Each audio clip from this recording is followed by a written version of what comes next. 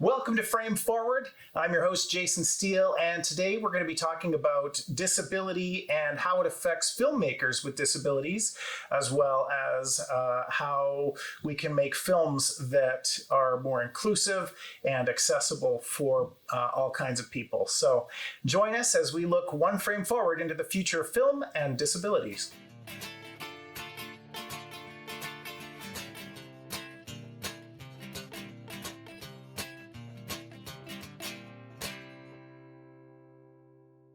So I'm here today. I've got some great friends with me. We've all worked on different projects together, and I'm really excited to be able to, I'll get each of you to introduce yourselves and just share a little bit about what sorts of things you're doing in the film industry. Awesome. Well, hi, everyone. My name is J.R. Bjornson. I'm from Red Deer, Alberta, Canada, and I am visually impaired. I have an eye condition called Peter's Anomaly, which impacts the way I view the world because I can't see very good. See about, 2-3 feet in front of me. It's enough to save my life. And I love editing my footage. I use 360 cameras, and I'm a big fan of just grabbing a camera and showing the world what I'm up to. It's very exhilarating. I have a YouTube channel that has 2,500 subscribers. I have a TikTok, which at time of recording is 47,000 followers. And I just love sharing my world. And with video, you can create anything. And when you're blind like me, automatic focus is a must, I should say, because without auto, most of my stuff would look like the way I view the world. Quite blurry. Awesome. Niek. Hey, I'm Nick. I'm a stand-up comedian. I'm also a filmmaker. I've created a few projects for TELUS STORYHIVE. One about people playing sports, adaptive sports for people with disabilities, and another one about musicians in the central Alberta area. And I'm a filmmaker, a stand-up comedian, and I don't know, what else do I do? A lot of crazy things. I don't know. I have a podcast, and I do website design as well. Awesome. So it means that I use a lot of different media forms to get different messages across to different people, and I interact a lot with people with disabilities when it's specifically a film challenge for people with disabilities, but I also work a lot with people that don't have disabilities at all. So it means I have to tell them about the things I face or how I adapt the environment around me to be able to do the things that I do. Cool. Awesome. And Marvin. Hi, my name is Marven Likness. I'm a copier technician by day and creator by night, weekends, whenever I can. Mostly a writer. I also find myself on a film set about probably twice a month, maybe 2 different projects a month. I also am an advocate for ASL in films or any such sign language. I've done also C as well, SEE, which is Signed Exact English. I lost my hearing April 2016. My left is gone. My right is considered as hard of hearing. I start at about 55 decibels. And I'm also a drone pilot, so I've been doing that a little bit more in film, and that's quite exciting. My goals of being on film is to be able to write better, but the drone filming is actually taken off on a new level, and it looks like I'm going to be doing that a lot more as well. Perfect. So let's start off with a little bit of just a quick... if you guys have any stories about challenges that you guys have faced when it comes to actually filming or being on set, just with each of the different struggles that each of you face. I'll start with you, JR. Struggles. Well, I guess I call them challenges, sure. But some of the challenges I think I face as a film, as a videographer, would be convincing people that I can work with video cameras and also just showing the world that because of my lack of vision, I can still use a camera. But a lot of people do question when I'm trying to work with cameras and when I'm trying to tell them what I can do, because, well, they ask, well, how can you see to operate the camera? And it's just simple as saying it's got autofocus. It's like with the Canon SL2, which is my DSLR camera. It's my favorite camera of all time. It's got dual autofocus, so it's rare that it messes up, and I love it for that main reason. I can plug in a microphone to it. I also use the Insta360 ONE X2, and that one is pretty cool because I can film 360 videos, which I think 360 is taking off with the metaverse, and eventually I think we all will be working on the metaverse online in one way or another, wearing headsets in our in front of our faces and just going by 3D audio, 3D sound. And yeah, I think the challenge is simple. It's just convincing people that I can operate cameras. I can imagine what angles look in my head. And I love working with 360 cameras because everything is a possibility. Because with a 360 camera, when you're holding a little stick that the camera's connected to, it stitches the stick out so you can get levitating shots. I can pretend I'm a drone. I could just put a bunch of 360 sticks together and I can get camera shots of rooftops or anything like that. It's really exciting, and yeah, I think the only really challenging aspect of it all is just to show people that regardless of whatever disability you have or mental issue, when you can be a film producer, you can really make anything. When you can handle and use film, videos, cameras, all that, the world is your oyster of possibilities with special effects, and I edit everything on my iPad, iPhone, and iMac. So I just that's about it. I love it. Awesome.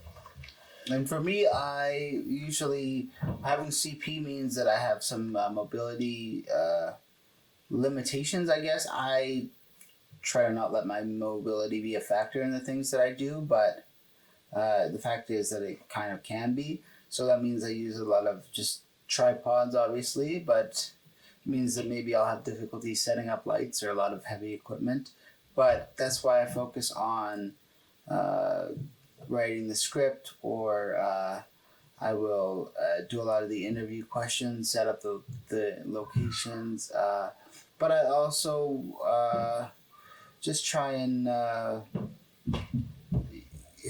I guess I also have done a lot of things in terms of editing and lots of different roles, and like in terms of expanding what I'm capable of doing so that my skill set is beyond just physical things. And if I really have an idea that I like and I want to do it, then I just will ask a friend that has the ability to do a wide sweeping crane shot, or can hold a boom for an extended period of time, or is able to do like a following shot from one side of the room to the other, for example. If those are the kind of shots I want, I just ask for somebody with a little bit more mobility to help me to get those, and usually kindness goes a long way, and just accepting the abilities that you do have, and just working with that. I think that works pretty well. Awesome. And I guess the biggest thing too is just not being afraid to challenge myself, but also being aware of what I'm capable of, because I don't. I also feel like sometimes people feel because I have a physical disability there must be a mental challenge as well. But I really do a lot of having finished my first feature film recently, where I with Jason actually, where I scouted a lot of locations and multiple interviews, multiple preparation of interviews, like question wise, and just the whole process then of editing it, and the coloring process, and just so developing my skills that way, and then learning to market it out onto different film festivals. It's all a huge learning process, and I'm really learning to see what skills are the strongest, and then where the other ones where I might have a bit of a challenge, as everyone else would. As a filmmaker, we all have strengths and weaknesses. We just work on where am I the strongest? What can I benefit a production team with? And what are other people strongest at, and where can their skills be used, and what kind of team can we create to make the best possible project? Perfect. That's a great answer. Marvin, tell us a little bit about your experiences and challenges. Yeah, my experiences started off mostly in the writing field. Starting off with writing a few projects that were coming from a personal healing, and ended up, because I was doing a little bit of extra work here and there, I thought I'd throw them into script form. So then I put them out to contests because I was told by a few people that they really loved their writing. Started winning contests, so I wrote more, and kind of snowballed that way. But me on set, lots of times what I'm using, when I can, I'll use a hearing aid, and I've been doing that for years, but unfortunately that's hasn't been financially viable for me to keep that going. So lots of times on set, for me, I'm kind of lost on what scene we're working on, what kind of instructions are needed from me until we get into a scene and do a practice run. And then I can kind of get ideas of, okay, I'm not going to hear this cue over here, so maybe I can have that extra hear the cue and off camera, hear the cue and maybe give me a wave or something like that. And I usually also team up with somebody to tell me when there's a break or not, because lots of times I don't hear that. Or even just simple things like action or cut, or different things like that I can have somebody that's off the camera can fill me in on what's happening. Also too, lots of times the directors or the helpers will be able to come over and face me, so I can actually read their lips a little bit and hear a few different things. And so that helps with me in film as well. I'm still in the learning phases of sign language, so I don't speak for the deaf community because I'm late deafened, and I did do a story for Story City in Edmonton, and it's a geolocation story, and that's one of the caveats I put right on that front page, is that I don't speak for the deaf community. I speak for my own experiences with the deaf community, or my own experiences with sign language, because the deaf community has been challenged and exploited quite a bit over the last couple hundred years, to the point of, in the late 1800s, their form of teaching ASL was robbed from them. In the late 1800s, there was a big movement towards learning how to vocal words from the deaf, and it's called oralism. And even up until the, I want to say, late 70s, 1970s to early 1980s, it was actually illegal, or not illegal, but it was in deaf schools were not allowed to sign in classroom during classroom time. That's something many people don't know.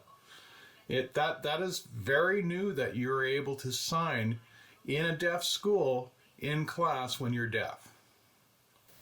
Wow. And it's something that's really interesting to research on. Yeah. So the vocalizing, that was like trying to train deaf people to be able to use vocal patterns that we like to be able to speak as best they could. That was the goal. Rather than simplifying it with sign language, which would be so much easier than, because if you can't hear creating sounds is very different. That's a whole challenging thing to learn for sure. Wow, interesting. I don't know. Do you guys have any other thoughts like that? Like from the blind community? Anything from the past where? I think the ridiculous thing was when Daredevil was released on DVD, you had to find the described video on the DVD menu, which made no sense because how am I going to find it if I can't see where it's located? So I had to ask someone for help, which then I'm not being very independent. Like right now, you would probably hear a described video of JR's eyebrows go up and down because he can hear his children crying in the distance as it's bedtime when this is being filmed. Someone else might think, well, okay, I didn't notice the baby crying, but now that you've pointed it out, with described video, it allows us to be a part of the entertainment by understanding what's going on. On a clear sunny day, Brent walks up to the gas pump. Oscar approaches with a smile, and they'll describe facial reactions of the characters, so then us blind people, visually impaired people, know exactly what's going on or what's about to happen, or Family Guy and things like that. Disney actually does describe video now, Disney Plus, but not on all their programs, and that's the annoying part to this day is only certain programs are being integrated with described video. There's programs out there that just don't have it. Like I have not found any described video just yet on Crave TV as an example. Or, I can say other streaming services don't have described video, which I'm really upset about. Like I just got into a show called 30 Rock only because my wife or my son will tell me what's going on in the show. And I'm like, this is actually quite hilarious. And I guess 30 Rock was made in 2006, but it's such a great show. I love it. Nick, any thoughts from mobility? And for me, I think the thing that is a little bit bothersome sometimes, like I ran into this recently, is a direct battle with technology because our good friends at Google do not update their Google Maps frequently enough. So if Marvin may know about this, if you ever use the transport in Edmonton, ever use Google Maps to get around, you might know that some of the names of places have not been updated, which means that when it tells you to like go to this train stop or go here, it's like, no, that's an entirely different name now, which makes it really hard and kind of frustrating when Google says it'll take you 15 minutes to get there. And for me, that means it's at least half an hour. So then when I don't know where to go because the name is different, it's very challenging. Also, I have times where I go into a place and I literally am not able to I can't get into the store because the door is really heavy or whatever, and like the button is either not working, out of order, or they haven't flipped the switch to actually turn it on. So they have this door that they've invested in and they just never fix it. Like I went around a lot of Europe, and some of the places like London Underground, they just don't have the elevators working. So guess what? You can either just take a million stairs, or you can take an escalator and possibly, risk a life-threatening injury. And then they're like, oh, well, if you fall, you can hit the emergency button. Well, guess what I'm not hitting when I fall? The emergency button. Yeah, what I'm saying is I struggle a lot with technology and mobility, but at the same time, I'm very, very motivated to prove to other people what I can do. If somebody tells me, oh, I don't think you can do that, I'll show you. You know what I mean? I'll show you what I can do. Don't assume what I can do. How about that? How about them apples? Take that and put that in your movie and watch it. That's what I say to that. Because I think I can accomplish a lot of things. This is fun.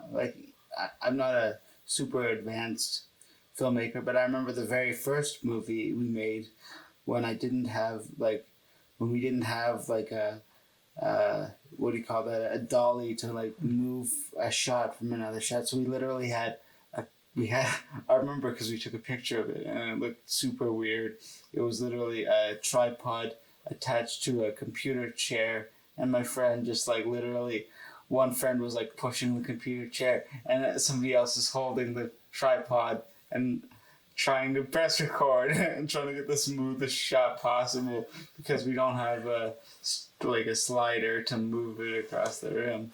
So we're literally using a computer chair, and as students, like, we just had no budget, right? Mm-hmm. So no budget or low budget is how we work. So,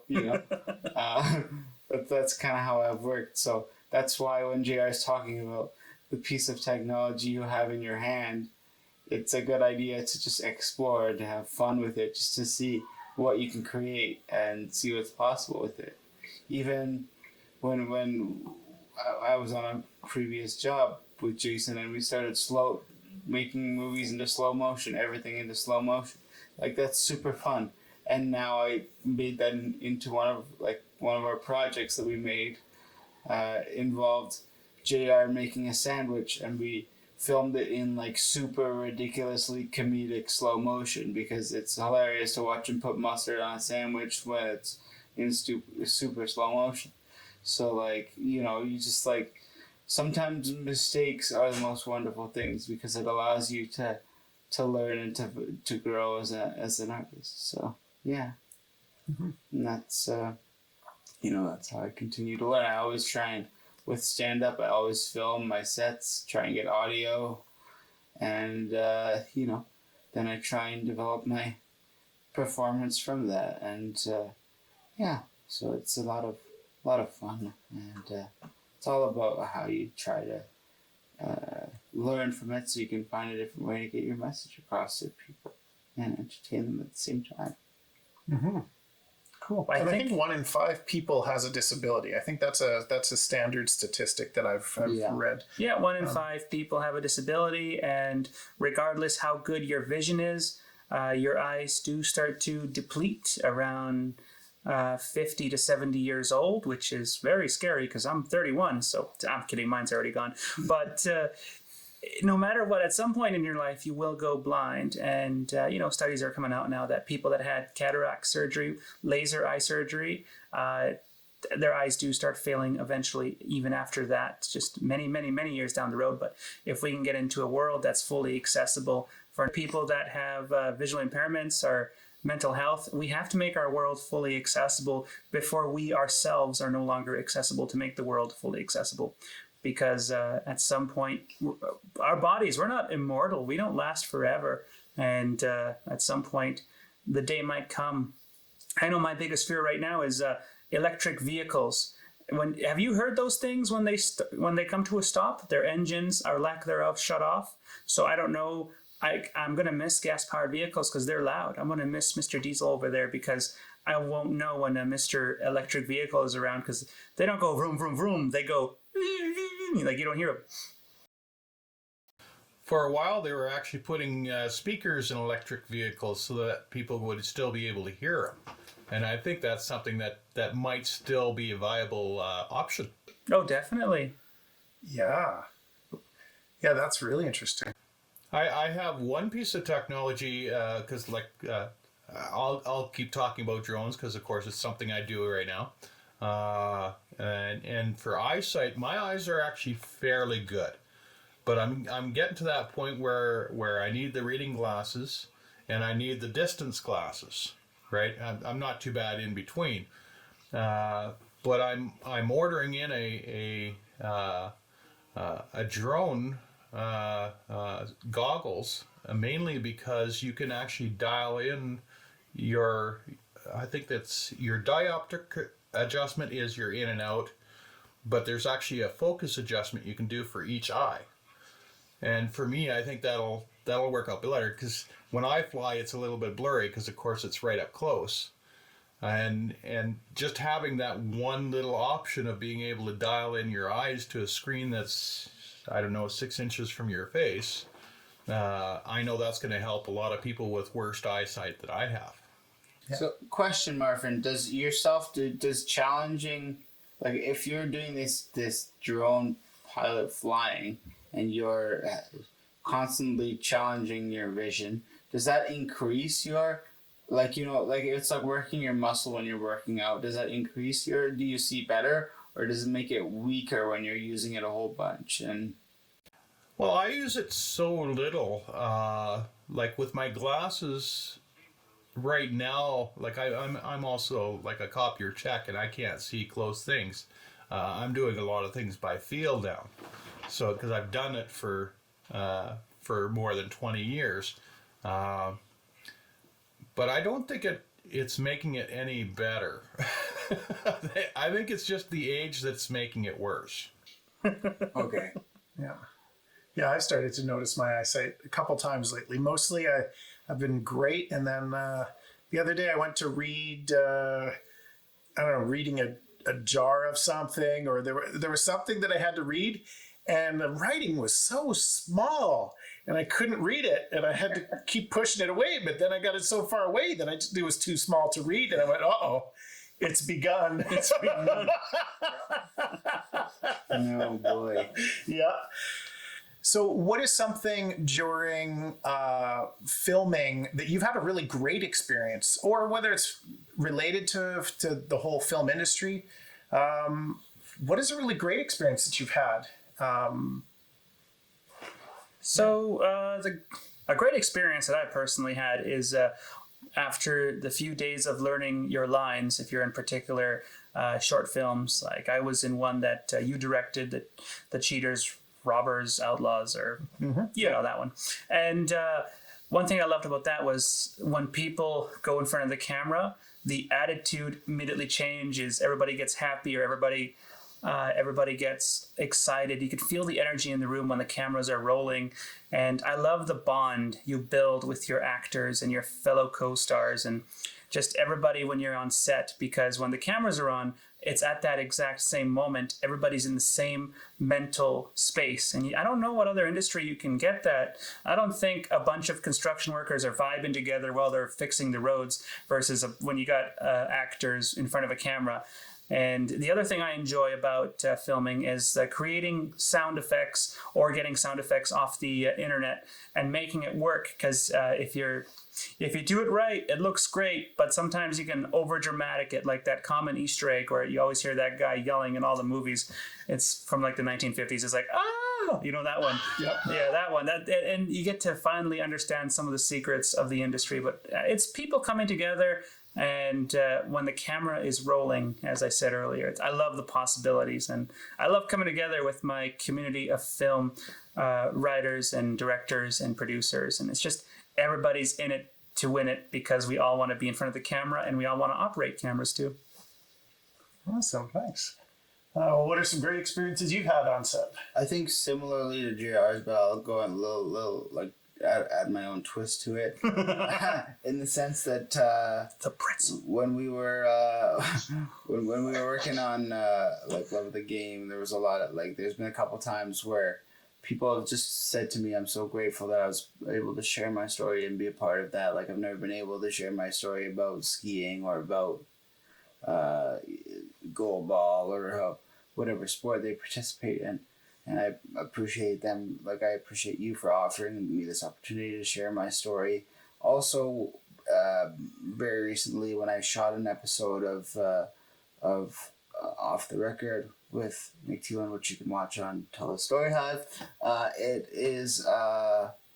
it was really fun because I shot this episode at a different location than expected, and I was able to really with an unexpected kind of crew. So I was able to bring people together that really hadn't worked together before, but that I had known from different projects. So just like, oh, I know a really good sound guy because I got a recommendation from someone I worked with in Red Deer, and I got a recommendation from this person because Jason's worked with them, and I got a recommendation from that person because my friend Dave was worked with this person, and so we're literally able to. It felt really cool to just be able to like, to be able to bring all these people together and be like, well, we don't know each other, but now we do because we have this, like, we're creating like a new community kind of. It was a really amazing feeling to be able to like not only bring them all together, but to pay them for their art was really nice as well. And then same sort of feeling as you get with like stand up, where you know like you're just really grateful for being able to bring people together and like create an environment where you can create this positive energy and these emotions. And you know, like we're at the end of the shoot, we're like having fun, we're like talking about our favorite part of the shoot or favorite part of the day, or you know, just laughing with each other. And we're looking forward to getting together and sharing it and when we're going to screen it and whatever else. So you create kind of a community because of it. So you become part of that community, which is, I think, my favorite part of filmmaking altogether. And stand up and these different art forms I've been able to be a part of have all contributed to that. Mm-hmm. Yeah. So Yeah, I think I'm on board with you on the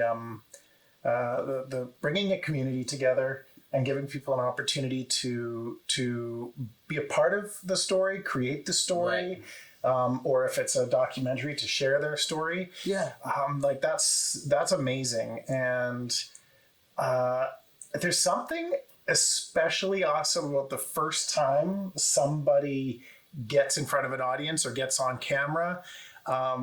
It's, you know, whether it's doing stand-up comedy, whether it's doing a movie, whether it's, you know, singing karaoke, whatever it is. I love it the first time somebody ever goes on stage. It just, I lose my mind. I don't know, because it's the first time that they're really, you know, putting themselves out there. And so that experience of hearing people say, I got to share my story and I haven't been able to share it, and I can finally, you gave me that opportunity. That's the magic. That's my favorite thing. Yeah, well, that's one of the great things. Like you and I and JR, like we've been able to work on different Easter Seals projects together and meet new people because of it. And then also, you know, whether it's a silly project about a pirate sandwich guy or, you know, a dude super secret spy, you know, whatever it is, like it's whatever the crazy concept is, and then you're able to bring people in with different skills, like different, like bringing in people with different disabilities and different abilities. We don't really see you've worked with projects at Camp LG Barnes, where that's specifically a camp for people with disabilities, and brought them to this camp to work with them, to look at their strengths and see what they can bring to film crew for a weekend to put together a project. Mm-hmm. And that's the essence of what we're talking about, essentially, is being able to look at people's abilities rather than their disabilities. Yeah, finding someone's ability, their strength, and bringing that to the forefront. Helping them discover their own ability. Yeah, that's it. That's it. Helping somebody to discover, you know, something that they maybe never thought they were ever going to be able to do. Great. And I wonder if that's how JR or Marvin feel as well, because I feel like when I've watched, I'm pretty familiar with JR's YouTube channel and how he shares the different cameras and the different technologies he uses and how it's accessible to him. Or with Marvin, how you show people how to use the different drones and you're teaching them, taking them out on different flights, stuff like that. Is there any sort of feeling of teaching them or making these technologies more accessible to people with the things that you guys do? I know for me, it's just so much fun. As soon as I turn on that camera, I can be who I want. I can be more of an extrovert. You know, sometimes I wonder if I'm secretly a little introverted at times, but when I'm in front of the camera, you get an energy that is unexpected from, you know, like, I love B-roll. I love shooting B-roll in a vlog because people can see the area I'm in, and then I can point the camera at me, and with stabilization getting better and better every day, I can walk around with a camera, and it's very mind-blowing. And you can put yourself anywhere with the power of green screen. Anyone can TikTok green screen on their cell phones these days. You can be I think I did a pyramid where I went to Egypt, but I was still in Canada because of the power of green screen, and it's just, I love it. You can do anything you want. I just found out my app that I use to edit my footage, LumaFusion, has a green screen option. All you gotta do is be behind a blue screen or a green screen, and then you can put yourself in places, scenarios. You can put a video, or hey, look, I'm on the moon. What's that rover thing over there? And I love it. You can do anything you want with the power of video. It almost brings your imagination to the forefront, and anyone can enjoy it and watch it. Awesome. Yeah. Marvin, tell us a little bit about positive experience you've had on set, and also question of how you've been able to I guess help share new technologies or new ways for other people to be able to use technology. Well, before I get on the technology side, I wanted to say one of the things that I really love being on set is the energy that gets produced. I was recently on a set for 7 days in a feature movie, and I ended up doing 5 days straight with 12-hour nights, and 3 of those days I actually worked my day job at the same time. So I basically went from Sunday night starting a shoot to Wednesday morning being done a shoot before I even got to sleep. But every time I got on set, you were instantly woken up because of that power and that energy that's going through. A lot of times when you're on set, they talk about downtime because there's 80% prep and there's 20% actually filming. But you got to remember too that everybody's working on set at the same time, because you got the actors learning their lines, you have the cameraman setting up the shots, you have your prop people making sure all the props are in the right place, and you see all this work for about 45 minutes, and then you do 5 or 10 minutes of practice, and then 5 or 10 minutes of actual filming for maybe 3 minutes of film that actually gets on set. But there's just that whole energy where everybody's knows their job, is doing their job, and then it just all comes together for that 3 minutes of film, which gets played out and it's gone again, and then you're off onto the next scene. That just brings so much energy to me just by walking on site and seeing all the creators working together. As for the technology side, I don't think I could be a writer if I didn't have the technology that we have today. I mean, we're really in a blessed time that there's lots of things that help us along the way, and there's many more that we could use to help us as well. For me, I'm a writer, but I'm also dyslexic, and everybody in my family that knows me thought that's the last thing that he'll be is a writer. But the technology these days gets my stories out. Like, I've always been a storyteller, and I've always been thinking of stories, but I've never had that outlet before just a few years ago. And to me, it's everything from editing software to grammar to spelling to people that have gone before you, so you can watch YouTube videos, you can see what the structures of a storyline are, and you can fill that in. I mean, there was no YouTube when I was young. We had what's called BBS sites, and the web wasn't even around when I was young. So to me, to see all these advancements and seeing people who wouldn't be able to create now being able to create, to me, that's very exciting. So let's talk a little bit about technology and what kinds of technologies there are right now and what technologies might be coming up that will support people with disabilities similar to the ones that you guys have, and any wishes that you might have for the future of technology. What would really make filmmaking awesome for each of you, or whatever parts of the process, whether it's writing, flying a drone, filmmaking, whatever pieces. So let's start with JR again. What are some technologies that you use regularly that support you and that you'd like to see more of in the future to make things even For more? sure. So when I'm daily vlogging, I use the Canon SL2 camera with a 10 to 15 millimeter lens. So it's a wide angle lens. And the reason why I use my wide angle lenses is so I'm always in camera. It's going to be hard to miss you with a wide angle lens, so that helps a lot. As I said, I use autofocus. If I ever want to grab a quick clip and I want to use high resolution, on my iPhone 13 Pro, I have a wide angle lens that came with the phone.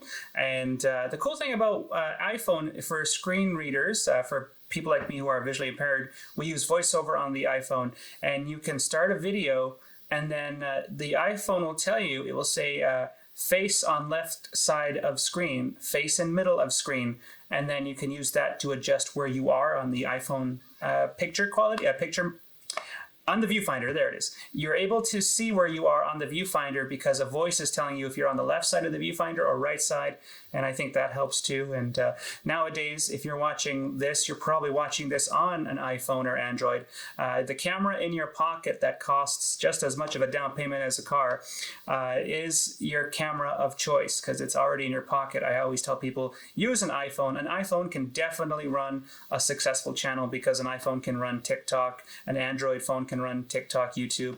It's really, the power is in your pocket. Just come up with an idea, write it down, and go shoot it. Like, today I'm going to follow the adventure of a grasshopper for 24 hours straight, and we'll see what happens. And then you can use the macro lens on your iPhone or whatever and grab shots. Like, anything is possible. You just got to come up with the idea. Awesome. Nick? Right, so different technologies that I've... Technologies, things that are making your life easier on set right now, and things that you think would make it even better in the future. What would you like to see? I find it interesting that JR mentioned the stabilization technology. I'd wonder how good the stabilization technology is because for me, I'm very shaky. So there's a certain level of, oh yeah, it'll handle shakiness. But if I shake the phone like it's a magic 8-ball, will it still stabilize my picture, or will it just look like everything I shoot is the next version of Paranormal Activity? Like, I don't want to be making those for the rest of my life unless there's lots of money involved, in which case we'll continue to shoot them and make them. But for me, I believe, like, as a comedian, as a writer, like, I have started, like, I use a lot of voice recordings daily, because for me, especially lately when I do a lot of business stuff, I'll still email when it's necessary, but I will use voice recordings, send people voice recordings, because it's much easier than for me to type things out, because that tends to cause muscle spasms, and so I try to, like, enlist the help of friends to actually film things, and friends are always good for moral support, and as far as other technologies I use, I don't know, because my cerebral palsy has just been something that's been with me for my entire life. But I do agree with JR. Like, during the pandemic, I literally shot a movie on my iPhone in my pajamas on a Saturday, and it's ridiculously absurd. And there are several people that probably will think it's ridiculous and would watch it once and never watch it again. I think Time to Toast is one of the greatest films of all time. Yeah, I'm pretty sure. It's a movie about toast that I made on a Saturday morning before having breakfast during the pandemic. And I decided to just not change out of my pajamas because that was more authentic. And, it ended up getting into a film festival. So just do it. Have fun with it. Don't put pressure on yourself to make the most amazing film ever in the world. It was even black and white, right? That's right. You're not gonna be James Cameron overnight, so just have fun with it, and just learn as you go. I use a lot of, I try and be creative with my phone all the time by doing, slow motion shots, or using different filters, or seeing what I can do with my phone, or I started using a lot of Canva for promotional stuff, so that's nice because you can literally duplicate an image or a poster and then change it up. Really, you don't have to start from scratch. It's very nice that way, and it's very cost effective, so it allows me to create content for film, for posters, for stand-up, for all sorts of different stuff, so it's great. And I'm sure there's going to be different technologies. I have a friend in England that has a wheelchair that's essentially like a sort of like a Segway, and he's got a GoPro attached right to it, and he can basically steady cam and go in his wheelchair and like whip around. It's really crazy. So I imagine that pretty soon they'll have all these different attachments that you could put right up to your wheelchair, which would be really cool. But I imagine that would be really cool to have that be an ability to have the camera actually be a part of someone's chair, for example, that has a more of a mobility impairment, and then literally at that point you can do anything. I've always wanted to just take a GoPro and record myself throughout the day. Like while I'm in Edmonton, one of my next big things is to record myself going up this giant flight of stairs and back again, which could take a long time, but could also be really motivational. So it'll be really cool, I think. Just see how it happens. See what happens. Yeah, for sure. Yeah, so go out there and just make it happen. Just do it and have fun with it, and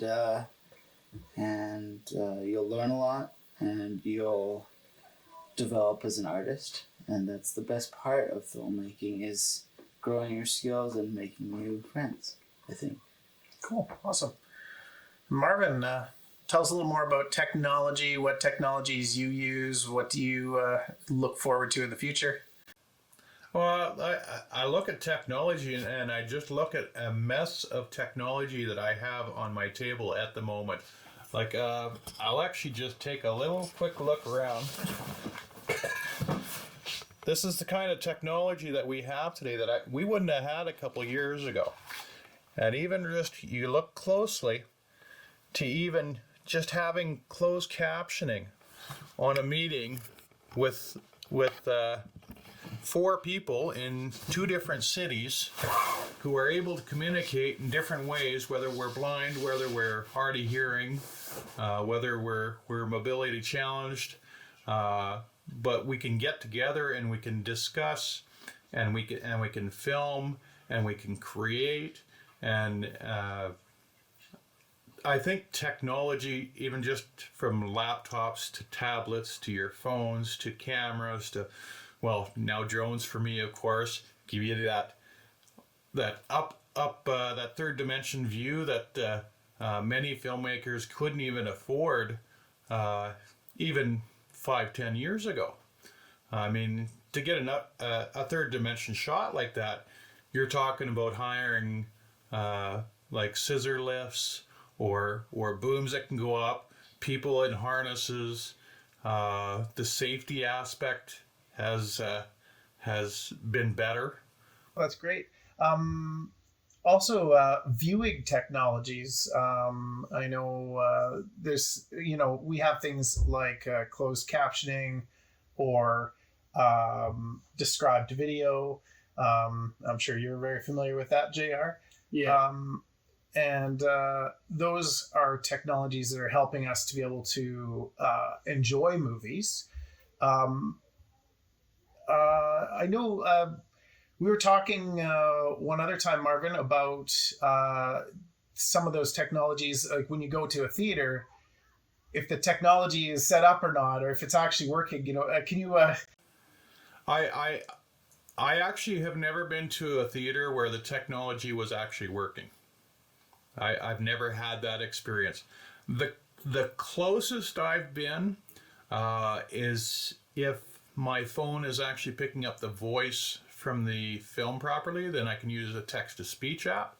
But if you've ever tried those are about 80% not reliable. Even theaters that have the technology, so some of those technologies, things like a device that will give you closed captioning, you can just have in your cup holder or whatever, or what are some of the other ones? There's hearing loops, which allow you to be able to transmit the sound directly into a hearing aid, right? That's kind of how that works? There is that, but no theaters in Edmonton would carry that. If you go to if you're going to like the Jubilee or something bigger like that, they will have a hearing loop installed, and it is amazing for me to hear that through my hearing aids, because what's transpiring is actually coming straight through. There's no background noise. There's no I mean, there's some distance from mics and stuff like that. But yeah, that is a whole new world experience. I have had that at I'm pretty sure it was the Jubilee that had the hearing loop that I went and watched a performance at. Not having those technologies, does that prohibit you from going to movies? Do you choose to stay home? Yeah. Yeah. Oh, for sure. I'll only go to a movie now if it's really something I want to see. Like it's something I've been looking forward to for months and months, or I know people that are involved in it, like a premiere in Edmonton of actors that I know and so forth. Because of course, like you and Red Deer, it's almost like a reunion sometimes when you get on set. So when you get into a premiere of a show that was shot in your city, and 20% of the people that are in the seats, it's almost like a reunion. So I will go to those, even though I can't really get all the dialogue from the movie, and I'm not laughing when anybody else is. I do have one instance that I thought was rather interesting. I did have a local creator that did a movie, and just before the movie came out, part of his PR and his funding for the movie was he was selling the script to his movie. So you were able to like pay, I think it was $50 donation, and then you could have the script given to you, and then I was able to read it. I think that was actually between the first premiere and the second viewing. So I was able to watch the first one, miss a lot of it, but I was able to read through the script and see the jokes, and then I could see them being acted out, and then I would know what's going on. I know it's a strange way to do it, but I found that to be a really neat experience. That would be neat. Yeah. Very cool. Is there anything that you'd like to see in the future, something that will help you out more? Well, I think just even having the closed caption system working, I know for the last dozen years, they've been talking about having closed caption glasses. So you can actually have the scripts coming, the transcribing right on the glasses. And I think that would be really good, as long as they're not these big honking... I mean, technology is getting there. They're getting closer, and I could see it coming soon. Yeah, that would be perfect. Yeah, to get glasses that have augmented reality with the thing, or even just whatever, just to be able to read right there. That's the closed captioning. Very cool. One thing I've noticed with closed captioning too is I don't catch all the words on the closed captioning, because lots of times I'm watching the action. You can't actually sit down and look at the text and up and down, right? Because it's in different places. And usually that's a fixed thing. I would like to have that, to be able to float up and me be able to see it without missing the background sometimes. I think that would be kind of exciting. If each of you has anything you want to share to kind of wrap things up. Do you want to start again, I can JR? go first. if I could give out any advice, it would be whatever you have in your pocket, be it an iPhone or Android, that should be your starter camera. Don't go out and buy the coolest camera. We've all been there. I spent loads of money on 2 Canon DSLRs, and that didn't make my content any better. I've always just been a grab and go, and right now, for our viewers watching at home, you might notice I'm holding this phone in my hand because I'm recording some audio for Jason, and I can just put it up to my face, or every now and then you might notice me creeping over here when Jason's talking. That's because for all my videos on YouTube, I've never invested in a lapel mic because I just can't justify spending $200, $300 on mic setups. So what I do is I just use a voice memos on my iPhone, because then I can just put it in my pocket like this, and then I can just record a whole YouTube video like this, and you can still hear me, and it's just amazing. And all I'm doing is, in editing, I'm putting the audio file over the video, under the video file, and then I can just do to sync the audio, I can snap my fingers, and that just tells the camera to pick it up. And then in my editing software, I can see where I snapped, and then I just line up the snaps. And then I just don't use the camera mic, because most cameras, the microphones don't sound good. And I don't know why, if they do that on purpose, but it drives me up the wall. So I always use my voice memos app for everything. Even if I'm holding an iPad, or if I'm looking at a script, I can just set record on the iPad voice memos app, and then I can send it off to my computer and still get a good sound quality that way. If I'm giving a motivational speech at a local school, I can record it through my iPhone and set up the camera somewhere in the room, and everyone at home can hear me just fine. Yeah, I don't know how many times myself I've ended up using either the onboard sound, or using, just like you do with the taking a voice memo. A lot of like that, and actually the first times I did voiceover work, I would actually take my phone and climb under a blanket so that it deadened the sound, turn on my voice memo, and just record there. And I don't know, I've done some voiceover work with that as a sketchy setup, and it worked just fine. They were quite happy with the results, you know. So yeah, you never know what. You keep it simple. Yeah, definitely. The simpler, the better. Simpler, the better. I've had multiple times that I've had like a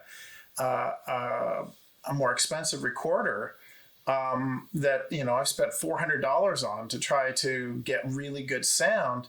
But the sound that I get out of it, I because there's so many options and so many different adjustments to make, I don't know how to use it properly. And so I wind up with sound that is maybe more tinny, or it picks up the kids running around.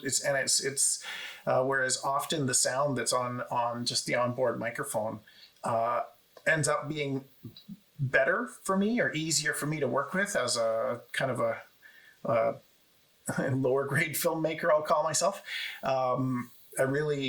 I find quite often I will record both tracks, and I will get rid of the more expensive track because the other one is just simpler. It's more easy to work with. So, and nowadays, if you dare to pay for a subscription, there's plugins that you can use that now are AI powered, and they can make your sound more studio.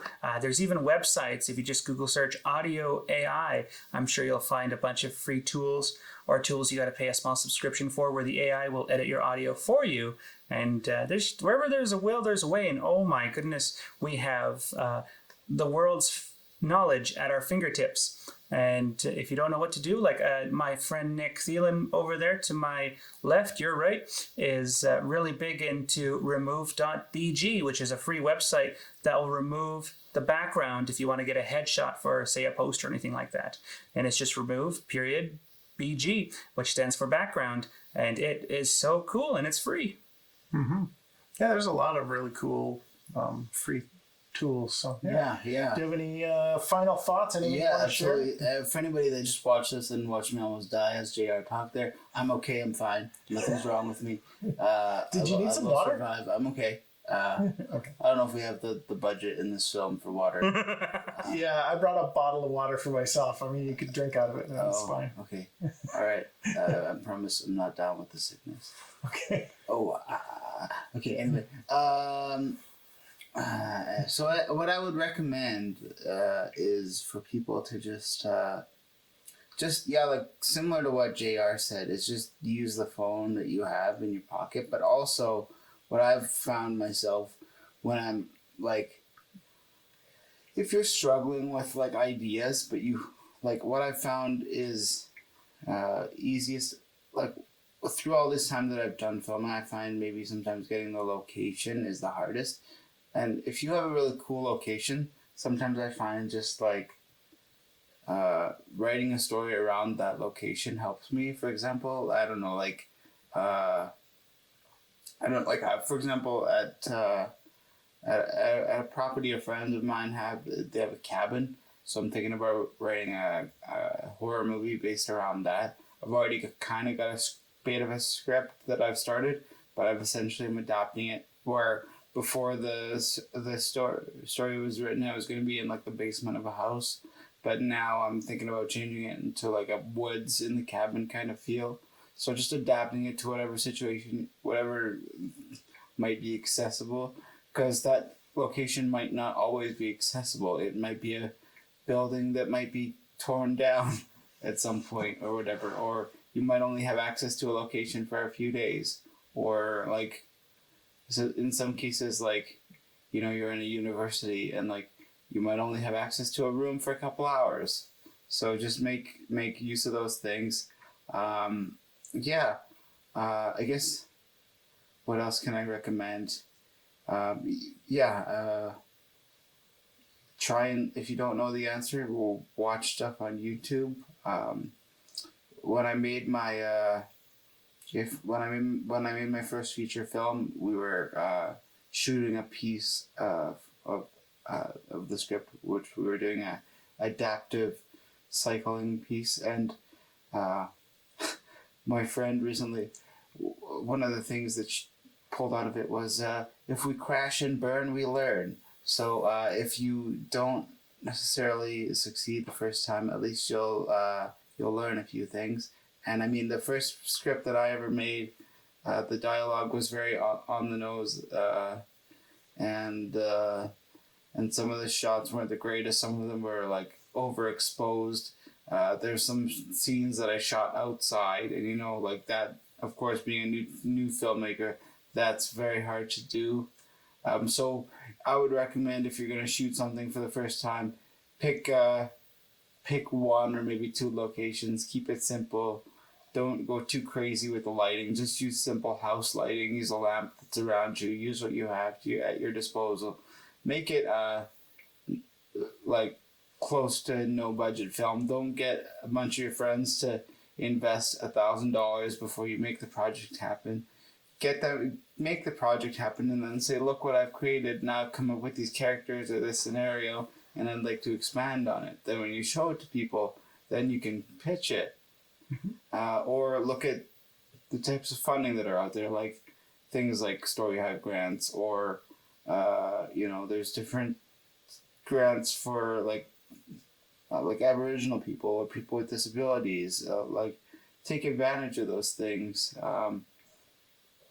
There are. I use a thing called Photopia, which is a sort of a ripoff of a certain company that likes to charge a lot of money for their software. I won't mention it because they might.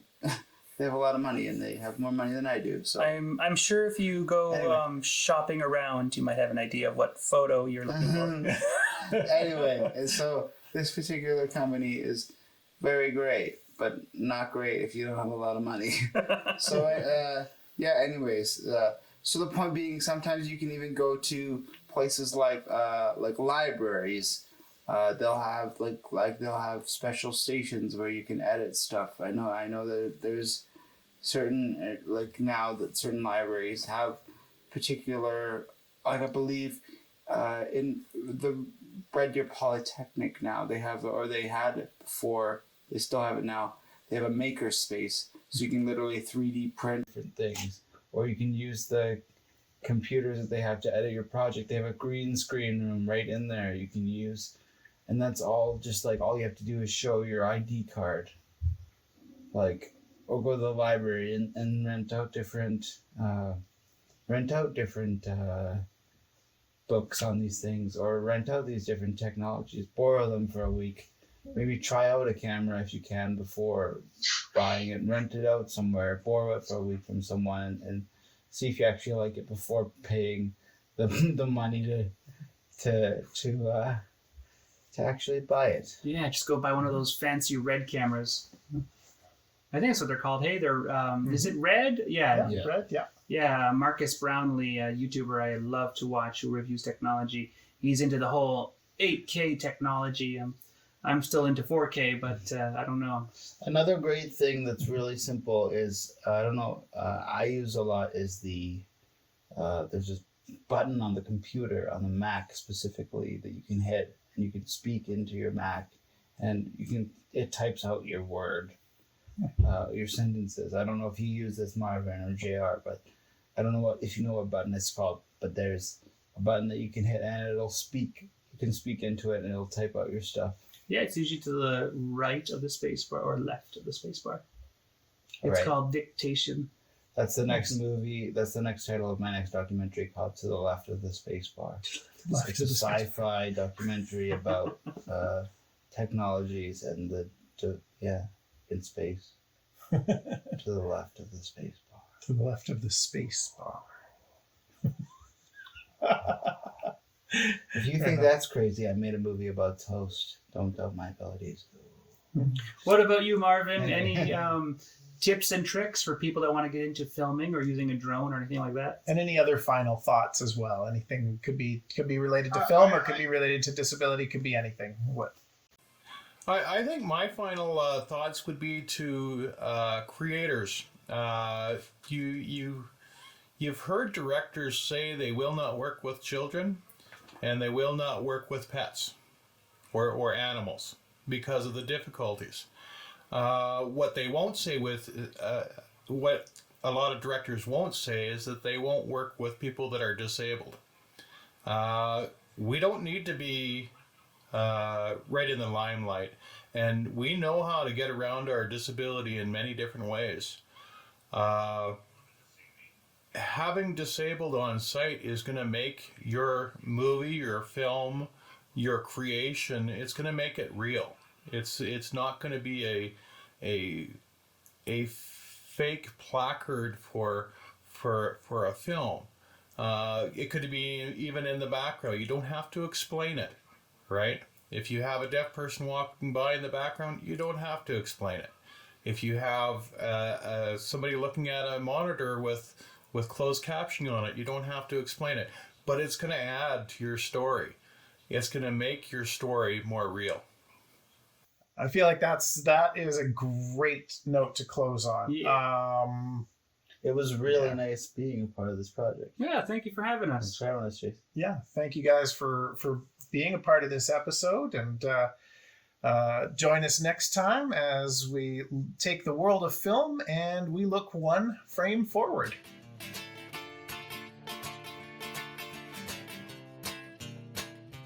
For today's final frame, I'm thinking not just about the technological element, but the human element as well when it comes to accessibility and the lives of people with disabilities. On my chest, this is Camp LG Barnes t-shirt. Camp LG Barnes is an organization on Gull Lake that is a year-round resort that supports people with disabilities. They have a wheelchair accessible boat so that people in wheelchairs could actually go out and fish or go swimming in the middle of the lake. They have cabins that are accessible. And so Camp LG Barnes has always prided themselves on being a place that is accessible and where people can have adventures, summer camp type adventures all year round. Another organization that I want to share about is the Hub on Ross. which was a 5-day-a-week program providing arts and culture, again, for people with disabilities, and so many activities. And so many people would come every single week or multiple times a week to be able to be a part of art or writing or music or theater, so many different things. Unfortunately, though, during COVID, the government who was funding both of those programs pulled funding from both programs and said that they would not be reinstating programming funding for either of those programs. This was devastating to people with disabilities. Having their arts and culture and entertainment possibilities, recreation possibilities, pulled, absolutely devastating. The Camp LG Barnes Society, who owned the property and own all of the equipment for the camp, they have worked themselves to the bone with volunteering. The board volunteers constantly out there. There's so much work that's being done by volunteers in order to keep that organization going.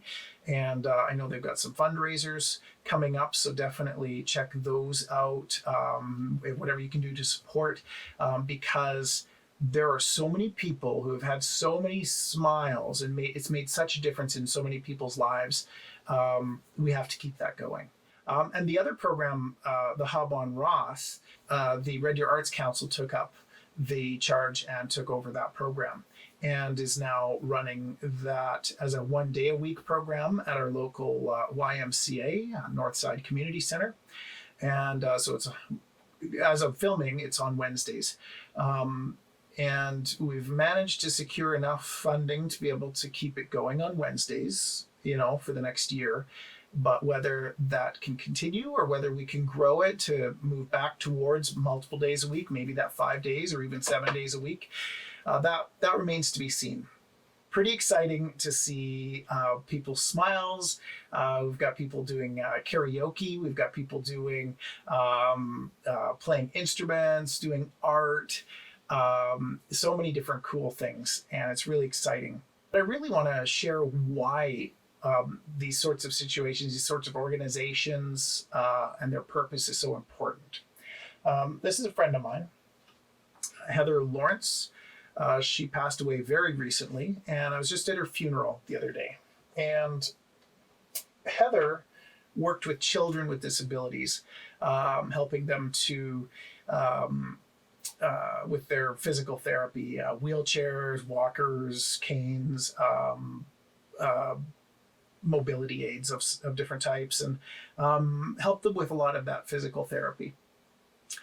And I heard a story at her funeral that I think is really important and poignant. There was a young boy who really wanted to ride a bike. Now, Heather was a cyclist. It was her passion. She loved cycling. And so I'm sure when this young boy came in and said, "I want to ride a bike," that probably triggered a kinship in her to really want to help this kid.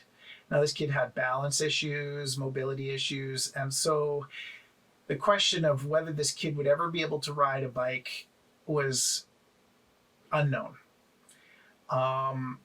If I recall correctly, I think that they did several sessions, and this kid was struggling, but really wanted to and was struggling. And one session, it was raining. And this kid said, "No, I want to ride anyways. I'm going to do it." And when they got to the parking lot where they'd been practicing their riding, there was a huge puddle, and this kid got a big grin. And Heather knew that this was the day that this kid was going to ride. And he did. He ran, he rode through that puddle, made big splashes, went through it a couple more times, I'm sure. And it was just this amazing moment, and it was the puddle that motivated this kid to finally be able to just push through and make it happen. When I think about people with disabilities in the film industry, there's the bicycle and there's the puddle. The bicycle is the tools. It's the accessibility pieces, right? So whether it's closed captioning for the hearing impaired, different tools to help with stability for people who have mobility issues, wheelchair ramps for people in wheelchairs.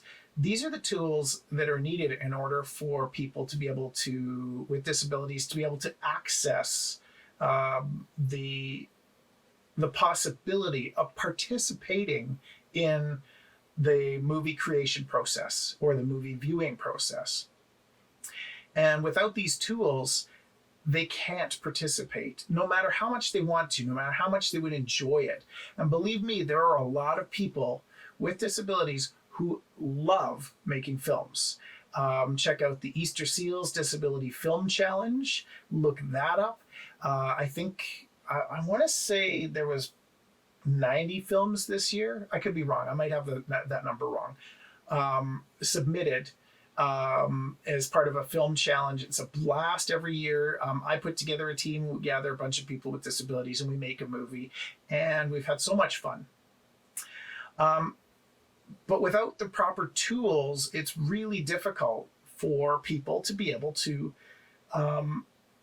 do the filmmaking tasks, whether it's writing, whether it's actually running a camera, editing, whether it's even acting. Can be a struggle if you can't get to set, or if set doesn't have a wheelchair accessible washroom facility, things like that. And on the other side of it, there's the tools, which is the bicycle. The other side of it is the pedal. It's that motivation, that piece at the end that is going to give us so much joy that we would even push through the difficulty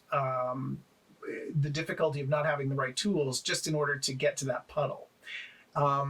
And the puddle, when we're talking about people with disabilities, is representation, right? Knowing that whether it's behind the scenes and I'm going to be part of creating something and be able to see that creation on screen, be able to say, I had a piece in that, right? As you heard Marven say, Marven said he doesn't like to go to movies anymore unless it's a really important movie or something that he's in. So yeah, if he was a part of it, yeah, he's good to go and watch it. If there's representation for people with disabilities on screen, actors with disabilities who are in roles that they're seeing that same struggle and they can say, hey, I relate to that person. I relate to that character. That's the puddle for the viewer, is seeing a character who you can relate to, who's going through the same struggles, and to be able to, at the end, the reason that we feel tears of joy or exhilaration or pain at the end of a movie is because there's something about the character and the story that we've just seen that relates to us. And if it doesn't relate to that person, they're less likely to go. And so we need to see representation on screen of people with disabilities. We need to see it behind the scenes. We need to have the tools for them to be able to create and be part of the process, whether it's the creative process or the viewing process. We need those tools. 20% of people on this planet have some form of a disability. If 20%, that's 1.6 billion people have a disability. And if they aren't finding themselves represented on screen or behind screen or having opportunities, they're not going to participate in that process as much. Yeah, they'll still go and see the odd superhero movie, because it's still fun to watch a superhero movie. But let's give them real reasons to go, something that makes them passionate, they want to show up and see it because, hey, there's somebody with cerebral palsy in this movie, and I got cerebral palsy. I want to see that, right? Like, that's what we want to be able to create, is those opportunities. Create that puddle at the end, that excitement. I'm going to finish the story of Heather. Because I mentioned that Heather had this boy and he rode through the puddle and it was so exciting. From then on, every week, Heather would show up on the day that kid's appointment was with jugs of water that she'd filled up at home and carried in her vehicle, or on her bike, because I know she biked to work quite often as well. And she would come to work with jugs of water. She would fill up those divots in the parking lot so that that kid would have that same excitement to be able to ride through the puddles. And because, I mean, who doesn't want to see a smile on a kid's face as they splash through a puddle, right? I mean, the joy of being able to create that opportunity for somebody is absolutely, it's unparalleled. I can create the most fun movie, but you know what? I get more joy seeing somebody be able to explore their passions and have an opportunity to do something really cool that they think is great. Maybe I've done it 1,000 times, but when I see somebody else do something for the first time, it excites me. So I can just imagine the joy that Heather felt watching that kid go through those puddles over and over. And so as an industry, let's create the tools that allow people to be able to make movies. Let's get them onto our sets with those tools so that they can be a part of that creative process. Let's create films that include people with disabilities on screen so that they can see themselves represented on screen. Make our world not a difficult, challenging, scary place for people with disabilities, but a place that is full of possibilities. Let's fill the world with puddles. And that is today's final frame. If you want to find out more about what we're doing here at Frame Forward, you can find us at frameforwardshow.com. You can also find out about Camp LG Barnes at lgbarnes.org. The Hub 2.0, if you're in Red Deer, that is, you can find that through the Red Deer Arts Council. And yeah, come find us. Let's play.